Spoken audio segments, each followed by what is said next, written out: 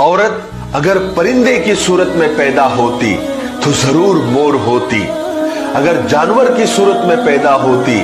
तो शायद हिरन होती, अगर कीड़े मकोड़ों की शक्ल में पैदा की जाती तो तितली होती, लेकिन वो इंसान पैदा हुई ताकि माँ, बेटी, बहन और माशूका बन सके। औरत भी अशरफुल मखलूकात में से है और इस हद तक नाजुक मिजाज है कि एक फूल उसे राजी और खुश कर देता है और एक लफ्ज उसे मार देता है। औरत तुम्हारे दिल के नजदीक से बनाई गई है ताकि तुम उसे दिल में जगह दे सको।